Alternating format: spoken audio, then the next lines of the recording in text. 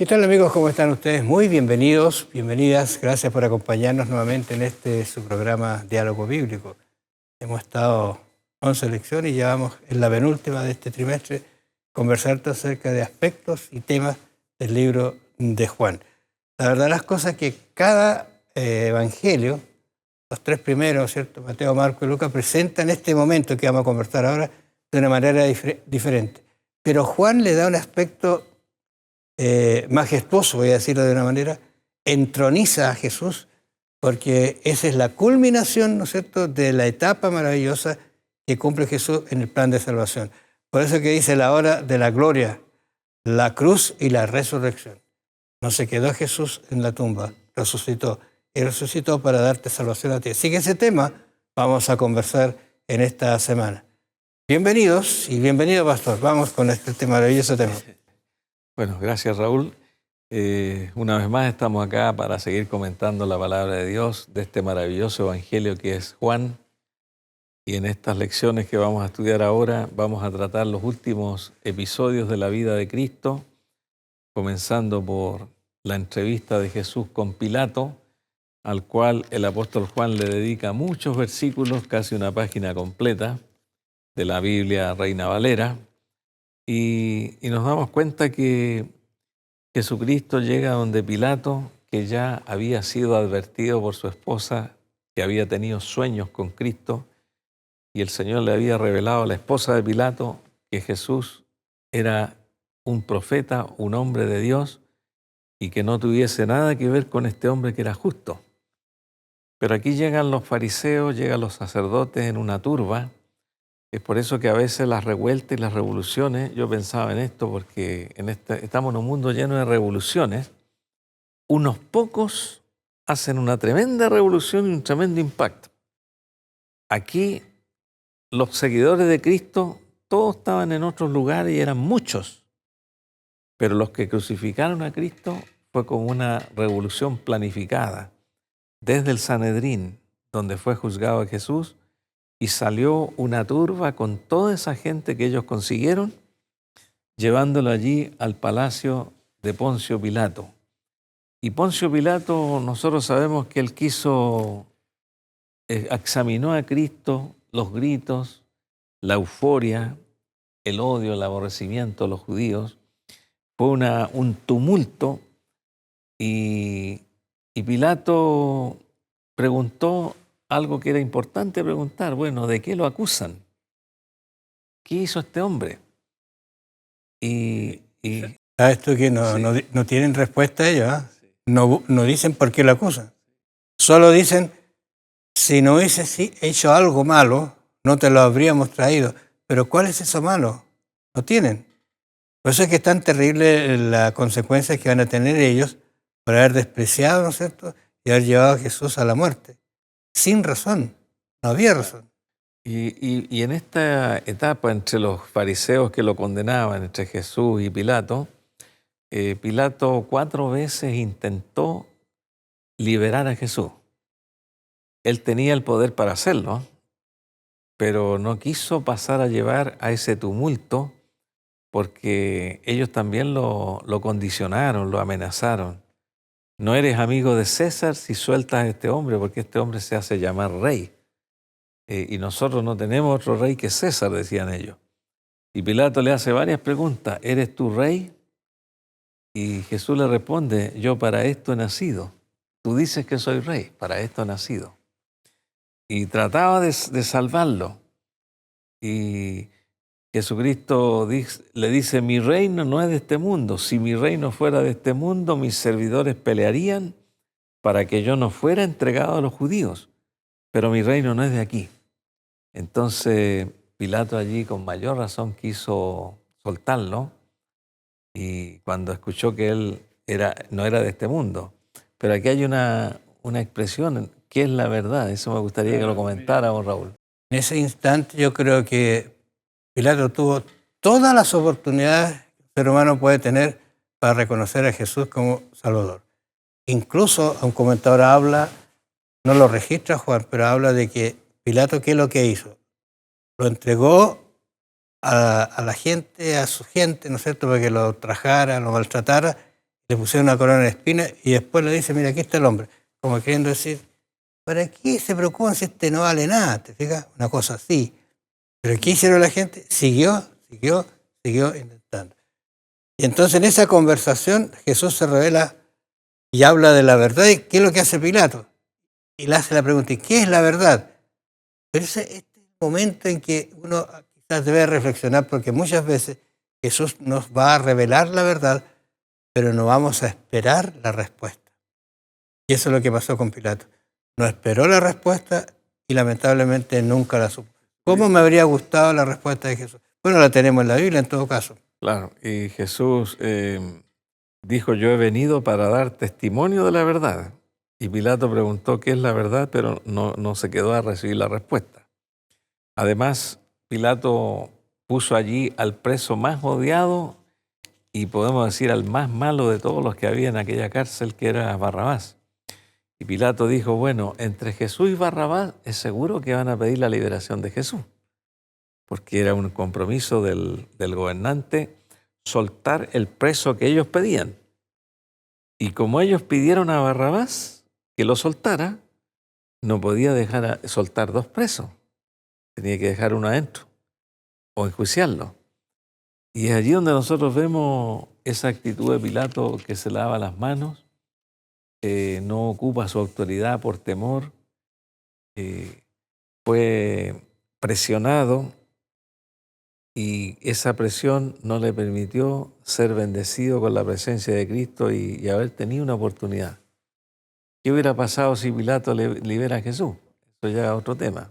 Otro tema, digamos, cualquiera puede cuestionar esto, pero lo que a mí me preocupa es que a veces, como seres humanos, nosotros tenemos toda la verdad frente a nosotros, pero buscamos razonamientos humanos para buscar. Por ejemplo, mira aquí, ¿qué es lo que hace? Después de preguntar lo que es la verdad, dice, él sale del lugar donde lo tenía, ¿y qué es lo que hace? Dice, la gente dice, yo no hallo ningún delito en él, mira qué terrible que está diciendo, ya ningún delito, pero igual lo condena, o sea, condenó a una persona justa. Y eso es lo terrible y la consecuencia que van a tener tanto Pilato como a quienes lo entregaron cuando se encuentren viniendo en gloria y majestad Jesús. Dice que hasta los que lo traspasaron lo van a ver y lo van a reconocer. Este es el que nosotros hemos enjuiciado. ¿Qué cosa va a aparecer en su mente, en su corazón? Lamentablemente nunca, se acercaron para reconocerlo a él como la verdad, como él dijo, yo soy el camino, la verdad y la vida. El otro detalle, nadie viene al Padre sino por mí, porque ese era el camino, el conducto. Así que esta es una forma de Juan de presentar la glorificación de Jesús, una glorificación que va a estar llena de terribles consecuencias para esta gente que lo enjuició, pero de maravillosas consecuencias para quienes lo acepten y puedan decir. ¿Te acuerdas tú en el discurso de Pedro? Cuando Pedro comenzó a hablar de esta situación, ahora era otro Pedro, y la gente, la respuesta es, ¿y ahora qué haremos? O sea, se abrió su mente. Muchos de esos quizás estuvieron allí. Oye, yo levanté la mano para que lo crucifiquen, ¿y ahora qué haremos? Y ahí viene la respuesta. Había camino, había sendero para ellos.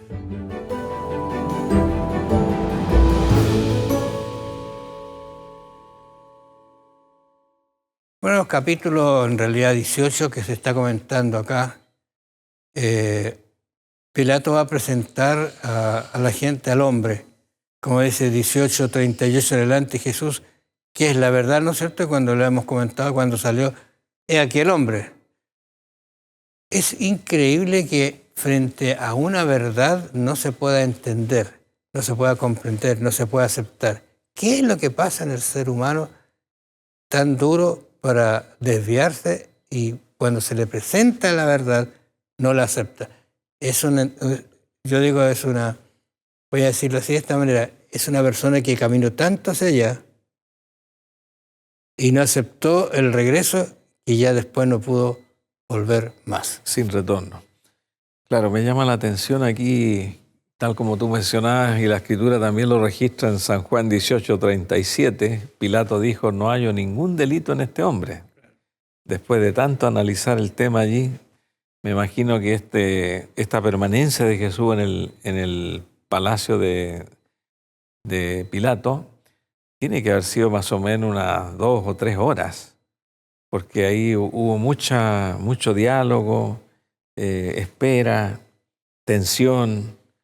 eh, y también me figuro yo que ¿quién le reveló al apóstol Juan todas las palabras de Pilato y todo lo que se escuchaba ahí?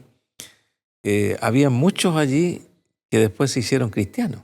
Claro. Tal como mencionabas tú, hubieron muchos que le contaron a Juan y contaron a los apóstoles todo lo que Pilato hizo, todo lo que los judíos hicieron, contaron cuál fue la actitud de Cristo, las palabras de Cristo, porque recordemos que los apóstoles todos estaban huyendo, o sea, no estaban ahí. Entonces, Pilato azota a Jesús.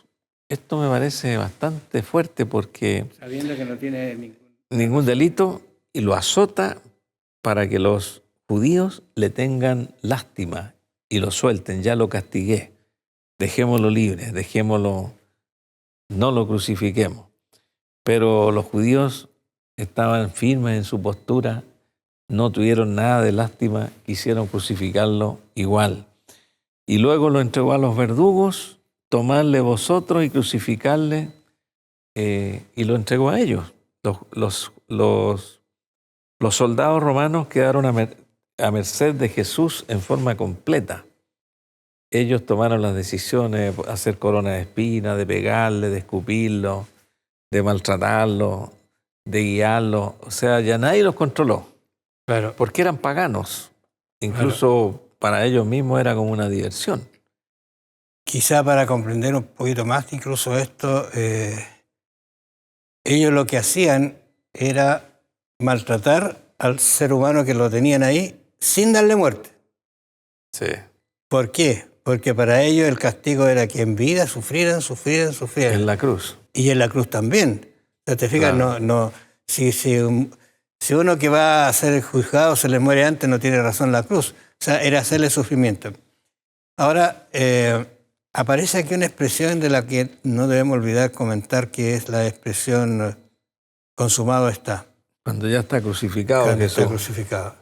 Él va, dice Juan 19:17, y él cargando su cruz salió al lugar llamado la Calavera, y en hebreo Gólgota, y allí le crucificaron, y con él a otros dos, uno a cada lado y Jesús en medio.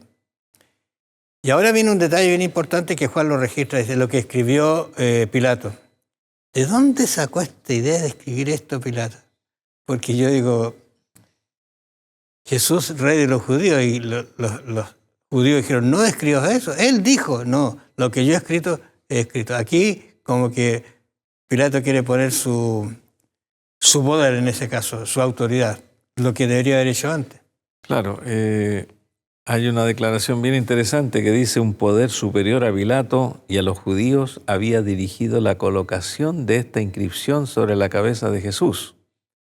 En la providencia de Dios tenía que incitar a la reflexión e investigación de las Escrituras. Ese fue como un golpe bajo que Pilato le dio a los fariseos y a los judíos, porque ese letrero que quedó allí, y el letrero hablaba. La gente decía, este es el rey de los judíos. Y después los que se convirtieron nunca olvidaron ese escrito. O sea, este hombre resucitó, era el verdadero Mesías, era el rey de los judíos realmente. Era el hombre que nosotros crucificamos. Por eso, cuando Pedro predicó, que mencionabas tú, la gente compungida de corazón, Hechos capítulo 2, 37 y 38, dice, ¿y ahora qué haremos? Entonces Pedro le dice, arrepentíos y bautícese cada uno de vosotros y recibirán el don del Espíritu Santo. Entonces nos damos cuenta que esta inscripción de Pilato tuvo algún efecto en la conversión de muchos más después. Exactamente. Ahora, cuando Jesús dice consumado es, ese consumado terminaba todo el proceso hasta allí del plan de salvación. Se gestaba la salvación para todas las personas. Lamentablemente, yo digo, estos que lo entregaron, testarudos, porfiados, perseguidores, escarnecedores, no tuvieron la oportunidad. Pilato se los mostró, incluso Pilato la tuvo, pero no la aceptaron, no se doblegaron. Pero muchas personas sí entendieron y fueron aceptados y van a estar en el reino de los cielos. Es interesante. Claro, estas palabras a mí me recuerdan lo que dijo Pablo. He peleado la buena batalla, he guardado la fe, he acabado mi carrera. Pablo estaba seguro de que su carrera ya había terminado y no le quedaba nada más por hacer. Y Jesucristo, cuando dice consumado es, esta expresión en el idioma griego significa completado es, terminado es, concluido es. Significa que Jesús al morir ya no le quedó ninguna obra más por hacer. Hizo todo lo que tenía que hacer y cumplió al pie de la letra lo que las Escrituras decían. No le quedó nada más por cumplir. No quedó allí en la cruz pensando Jesús, bueno, me faltó hacer esto o aquello. He completado la obra que el Padre me dio que hiciese. Qué importante eso. Y no solamente los que estaban allí, ese consumado sirvió para eso, sino también para todas las futuras generaciones. Hasta el día de hoy, ese consumado sigue teniendo, ¿no es cierto?, la validez de haber cerrado un capítulo y de haber abierto, voy a decir así, una eternidad para todos los que aceptan. Amén. Y eso es maravilloso. Yo creo que el consumado no es tan simple, sino es una expresión divina que sella un pasado de perversión, un pasado de engaño, un pasado de fin, un pasado de término, un pasado sin esperanza. Pero abre una puerta, ¿para qué? Para que usted y yo podamos tener un pasado de esperanza, un pasado de cambio y una vida eterna como Él lo ha prometido. Recuerde, Juan dijo, consumado es, como tú decías, tiene muchas acepciones esa palabra, terminado, finiquitado, lo he hecho todo, no me quedó nada por hacer. Solo falta que alguno de nosotros tome decisiones por Jesús.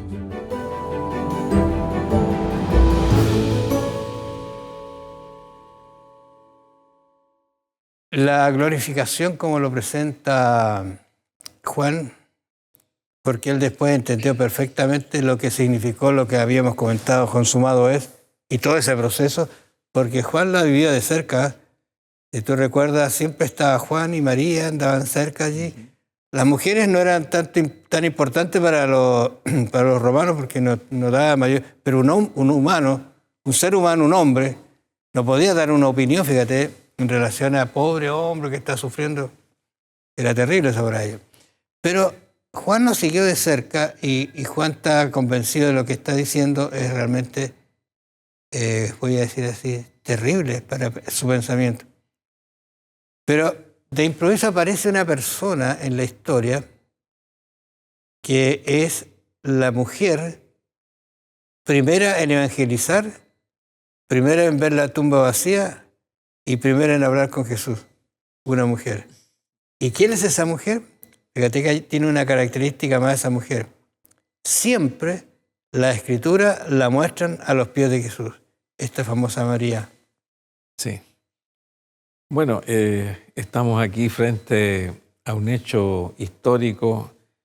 Jesucristo ya enterrado allí en esa tumba especial que José de Arimatea le dio a Jesús para ese momento. Y vemos aquí que este grupo de cristianos no hizo nada en el día de reposo porque ellos consideraron el sábado como el día del Señor y ni siquiera llevaron especias aromáticas, ni siquiera se acercaron al sepulcro. Ese sábado, la cruz de Cristo, y decir, ese sábado fue un sábado de silencio. Jesús en la tumba, nadie hizo nada, y el primer día de la semana, como dice aquí, por eso es importante que los evangelios sinópticos todos dicen el primer día de la semana. Claro. Que es domingo de resurrección, como le llaman algunos. Entonces fueron al sepulcro María Magdalena y con otras mujeres, y cuando llegaron allá se dieron cuenta que estaba la tumba vacía, el sudario, lo que había comprado José de Arimatea, estaba totalmente ordenado, y un varón le dijo que Jesucristo había resucitado, ese varón era un ángel, y no había ningún soldado romano. ¿Cuál es la razón? Habían desaparecido los soldados romanos. Arrancaron, digamos, con el terremoto que hubo al venir un ángel a mover la piedra. Claro. Entonces, los soldados romanos se dieron cuenta de que estaban luchando contra un poder superior y fueron a contarle a los que los habían mandado, a Pilato y a tantos más, y a los fariseos y a los sacerdotes, lo que había sucedido. Que vino un ángel de Dios que los dejó casi ciego a todos y los sacó de la tumba, un terremoto, sin duda que cantos angelicales hubieron porque era una resurrección. Claro. Entonces estos hombres estaban aterrorizados y la historia dice que le dieron dinero para que no contaran lo que había ocurrido. Allí Pilato me imagino que tiene que haberse dado cuenta. Uy, mire este hombre, ¿a dónde lo vamos a encontrar ahora? Este hombre no está en ninguna parte. Yo creo que lo persiguió toda la vida Sí. ese personaje que él enjuició y crucificó. Ahora, esta tumba vacía es tan importante porque muchos han descansado, pero siguen sus cuerpos allí. Pero eso que la tumba vacía ratifica la idea que él resucitó. Claro, porque estaban los lienzos, porque Ahora, algunos podrían haber dicho, a lo mejor los sacaron de la tumba, ya, vamos a suponer que se vinieron. lo robaron, digamos. Que ese era el cuento que los fariseos le dijeron a la gente. No, si los discípulos lo sacaron de la tumba y lo escondieron, lo fueron a enterrar a otro lado. Pero ¿cómo lo iban a sacar si estaban todos los lienzos ordenados? Lo habrían sacado con los lienzos. Fíjate cómo se producen las mentiras y las contradicciones, porque Sí. en primer lugar, ellos quedaron para proteger ese sepulcro, que nadie entrara allí. Hasta el domingo tenían que estar. Tenían que estar hasta que se cumpliese todo. Sí. Y ahora ellos van a avisar que salió, no díganle que se lo robaron, bueno, y la labor de ustedes, ¿en qué queda? Claro. O sea, contradicciones. Así es la vida cuando vamos por la mentira, pero a mí me gusta mucho porque María aún no comprendía esta cosa de la resurrección. Uno tiene que entenderla.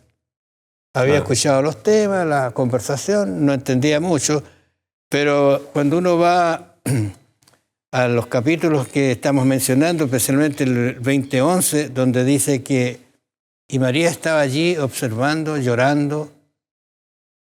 ¿Qué ha pasado? Oye, yo me imagino que María no tiene que saber de que le sacaron demonios y a la vez la perdonó. Ella sentía mucho apego hacia Jesús. Dice el relato, pero María estaba afuera llorando junto al sepulcro y mientras lloraba, sus ojos cuando uno llora se ponen nublados en realidad, y mientras lloraba se inclinó para mirar dentro del sepulcro y ahí dice, vio dos ángeles. Me gusta esta expresión porque dice, con vestiduras blancas que estaban sentados el uno a la cabecera y el otro a los pies, donde el cuerpo de Jesús había sido puesto. Y le dijeron, mujer, ¿por qué lloras? Le dijo, porque se han llevado a mi Señor y no sé dónde la han puesto. Esa era la preocupación de María. Incluso el relato sigue diciendo que por qué no se lo entregan para ir a llevarlo. Claro, dice que no sabía que era Jesús el que estaba ahí. Habían dos varones, ¿cierto? Claro. Con vestiduras blancas que estaban sentados el uno a cada lado, etc. Y ahí aparece Jesús, pero María no lo conoció. Entonces Jesús le dijo, mujer, ¿por qué lloras? ¿A quién buscas? Ella, pensando que era el hortelano, le dijo, Señor, si tú lo has llevado, dime dónde lo has puesto, y yo lo llevaré. Y Jesús le dijo, María. Volviéndose ella, le dijo, Raboní, que quiere decir maestro. Y quiso tocar a Jesús porque estaba tan contenta, quiso abrazarlo. Volver a los pies de él, como siempre había estado. Y Jesús le dice, no me toques porque aún no he ido a mi Padre. Pero ahora, se le reveló a una mujer. Le da la comisión de ir a contarlo, pero a mí, Sí. déjame dejar este detalle bien importante, para mí por lo menos, cuando Jesús se dirige a María, la pronuncia con el nombre que siempre la había tratado. Y con el tono de voz. Y el tono, por eso que lo reconoció. Sí. Entonces yo creo que Jesús hace lo mismo con cada uno de nosotros, nos llama con el nombre y con el tono que siempre nos ha tratado. Es como la madre que es muy difícil que no reconozca a su hijo cuando llora en una multitud. Es mi hijo, no hay caso. Porque sabe y lo conoce realmente y sabe que... A mí me gusta esta experiencia de María, es la experiencia que cada uno de nosotros deberíamos tener. Porque María siempre buscó a Jesús, siempre estuvo a los pies de Él, siempre lo quiso y aceptó su perdón, y la alegría del perdón la hacía estar ligada a Jesús. Que lo perdiera era inconcebible para ella, pero Jesús le dio la respuesta magnífica: estoy aquí, María.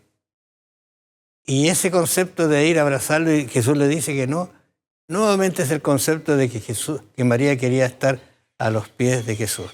Yo estoy pensando que quizás esa debería ser nuestra actitud frente a Jesús.